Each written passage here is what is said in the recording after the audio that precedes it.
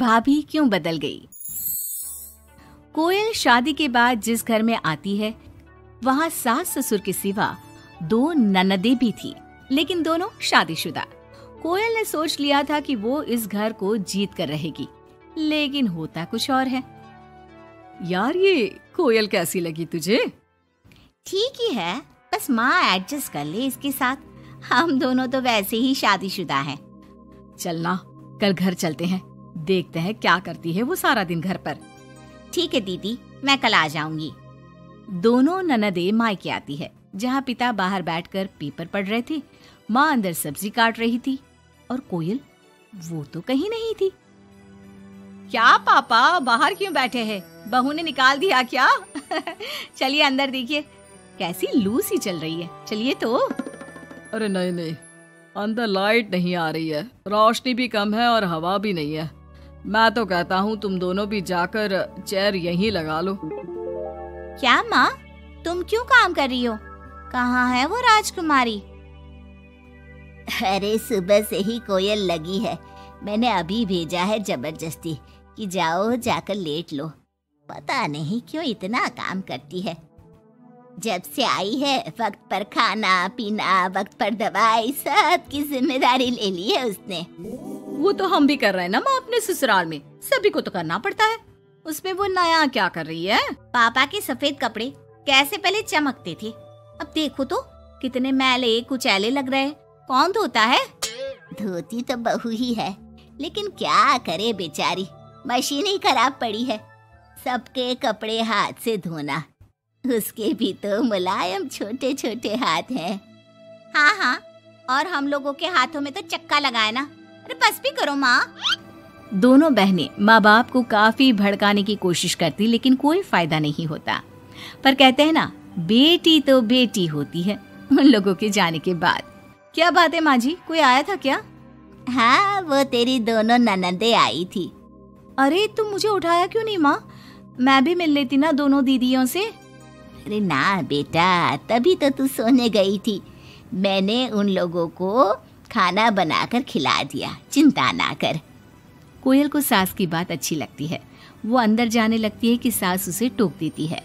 बेटा, वो तेरे ससुर जी के कपड़े काफी मैले कुचैले लगते हैं, थोड़ा ठीक से धोया कर। हाँ जी माँ जी। कोयल सास को कुछ नहीं कहती, लेकिन रात में जब पति आता है तो कोयल उससे कहती है, सुनिए, पापा के घर के पहनने वाले कपड़े काफी पुराने हो गए हैं। मैंने कई बार उसे धोया, लेकिन उनमें चमक ही नहीं आती। अगर आप कुछ पैसे देते तो मैं पापा के लिए घर पहनने के लिए नए कपड़े लेकर आऊं। हाँ हाँ कोयल, क्यों नहीं, जरूर। अगले दिन कोयल खाना बनाकर बैठी ही होती है कि छोटी ननद आ जाती है। अरे नमस्ते दीदी, कैसी हैं? आइए बैठिए, मैं आपके लिए नींबू पानी बनाती हूँ। आपको अच्छा लगता है ना? वो माँ कहाँ है? कोयल को अजीब सा लगता है कि ननद ने उसे पूछा तक नहीं, ना ही नमस्ते किया। सामने से माँ आती है। माँ, वो मैं बाजार जा रही थी तो सोचा आपसे मिलती चलूं। अच्छा माँ, जरा नींबू पानी बना देना, बहुत मन कर रहा है। हाँ हाँ, तू बैठ, मैं बना कर लाती हूँ। कोयल को लगता है कि बेटी है, माँ के हाथ का स्वाद मिस करती होगी। इसमें बुरा मानने वाली कोई बात नहीं है। दीदी, मैं भी बाजार जा रही हूँ, आपके साथ ही चलती हूँ। ननद भाभी दोनों मार्केट जाती है, जहाँ कोयल ससुर जी के लिए कपड़े लेती है। क्या जरूरत है भाभी, पापा को उनकी पसंद के कपड़े ले देती ना, उन्हें ही यहाँ पर लाकर। पर दीदी, पापा तो लुंगी ही पहनते हैं और एक ही डिजाइन की, तो इसमें पसंद नापसंद की क्या बात है? आपसे क्या बोलना। मार्केट में कोयल की किसी दुकानदार से बहस हो जाती है, लेकिन वो देखती है कि ननद उसका साथ देने के बजाय भीड़ का हिस्सा बनी खड़ी होती है, जैसे कि वो उसे जानती ही नहीं। कोयल घर आती है।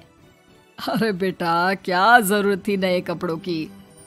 पापा, मैंने ना आपके कपड़े धोने की काफी कोशिश की, लेकिन वो पुराने हो गए थे ना, इसलिए ऐसे मैले से लग रहे थे।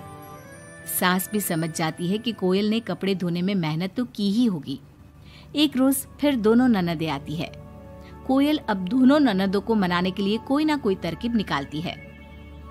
ये साड़ी दीदी को दे देती हूँ, मेरी नई साड़ी है, कम से कम साड़ी देखकर खुश हो जाएंगी। दीदी, ये साड़ी आप ले लीजिए। और छोटी दीदी, मैं आपकी पसंद की पालक पनीर बनाती हूँ, आप लोगों के आने से घर में कितना अच्छा लगता है ना। दोनों कुछ नहीं बोलती। अब तो जब भी दोनों ननदें घर आती, कोयल के सास ससुर को भी भड़काकर चली जाती, जिसके बाद से ही दोनों का रवैया कोयल के लिए कुछ दिनों के लिए बदल जाता।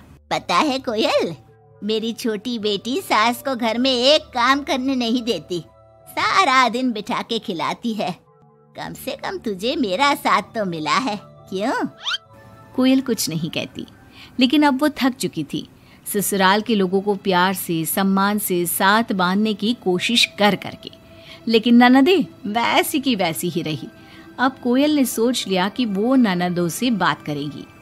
जब बड़ी ननद घर पर फोन करती है, हेलो हेलो कोयल, माँ को फोन देना। सभी को फोन लगा लिया लेकिन कोई उठा ही नहीं रहा। ओह, तभी आपने मेरे फोन पर फोन किया दीदी, और वो भी सीधे माँ से बात करने के लिए। क्यों, मैं नहीं हूँ क्या? या मेरा हालचाल पूछने की आप लोगों को जरूरत ही नहीं है, या मुझसे मतलब ही नहीं है? क्यों? अरे नहीं, ऐसा नहीं है, वो वक्त ही नहीं मिलता ना घर के कामों को लेकर।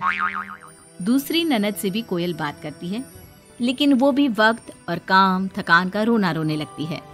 कोयल को लगता है कि शायद उसकी ननदों से बात करके उसे सब सॉल्व कर लिया, लेकिन ऐसा होता नहीं है। ननदों का व्यवहार वैसा का वैसा ही रहता है, जिसके बाद कोयल भी कुछ ठान लेती है। एक रोज छोटी ननद घर आती है। कोयल भी उसे नमस्ते करके कमरे में चली जाती है। ना ही उसकी पसंद का खाना पूछती है और ना ही चाय।